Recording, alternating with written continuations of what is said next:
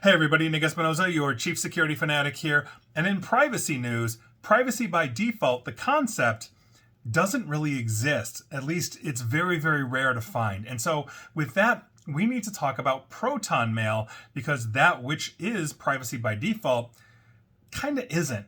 Now, if you don't know who Proton Mail is, they've been around since 2013 and they provide a secure email service with end-to-end encryption that essentially protects their users from essentially anybody trying to get in and read their email except for the user themselves. Proton Mail also says that third parties as well as the company itself cannot read your mail. So no Proton Mail employee could go into your Proton mailbox and essentially read it. But recent events have suggested they're not as private as they've always claimed to be. Now, here's what's going on.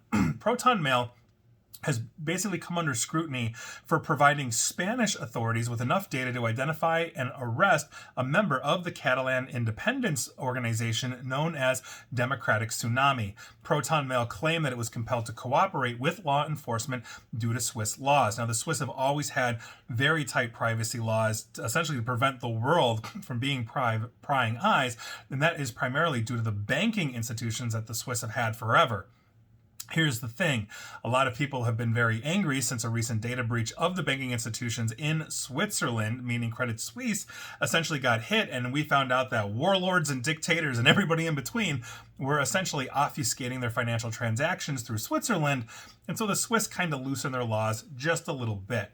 Now, Proton Mail asserted that, and this is their response to essentially handing this over to Spanish authorities to get this guy arrested, that the Spanish police's success in apprehending this individual was partly due to the individual's lack of proper operational security, meaning, hey, if you're using secure email, don't use your home internet connection to do it. Use a VPN, obfuscate that traffic. So, while Proton Mail asserts that it cannot access message content, we now know that user-related data is moving through their servers, being logged, and that could potentially identify people in a way that most of us really didn't realize to begin with. Now, if you recall, and this is the first time they broke my heart, was back in 2021.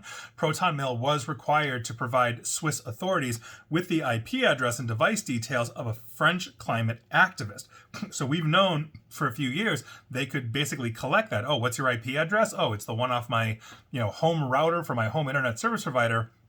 It can be traced right back to you, not to mention device details. Oh, it's an iPhone, it's an Android, whatever it is. That information was subsequently used by French authorities in that 2021 case to apprehend that activist. So Proton Mail clarified that while email content is encrypted, the company is obligated to comply with lawful access requests for any data passing through its servers in criminal prosecution cases. Now, here's the thing.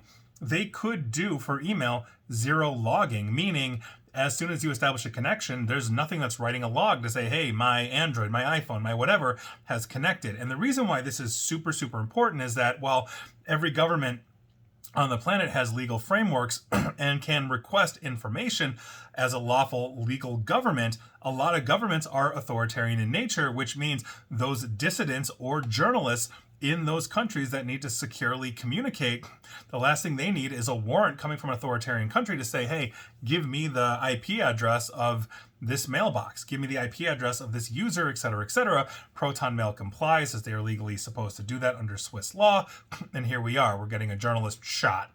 I mean, these are actual things that would happen, especially if that journalist is in Eritrea. So this is a problem that we've got, but it really speaks to the bigger picture of what is really private at this point. A lot of apps have touted that over the years and not really lived up to the standard, even though, let's say, they're mostly private. And Proton Mail, I think, is mostly private, but not enough to ensure that somebody like a dissident or a journalist that is, again, basically, let's say, the fourth estate against that authoritarian regime, they're not really as secure as they think they are. So there's a false sense there. And so privacy by default is very hard to achieve. And the only app that I can think of that is the closest that comes to it is Signal. And that's not a mailbox. That's a messaging app, a text app.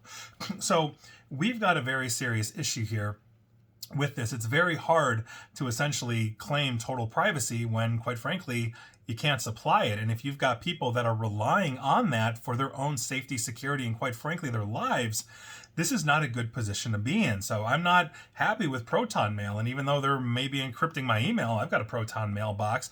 That doesn't necessarily mean they're doing anything else. So with that and the Microsoft Teams buzzer for my next meeting, we will call that a day. And please like, share, follow me here on Facebook and Twitter at NickAESP. And please feel free to subscribe to me at YouTube as well. And as always, stay safe, stay online, and please attempt to stay private.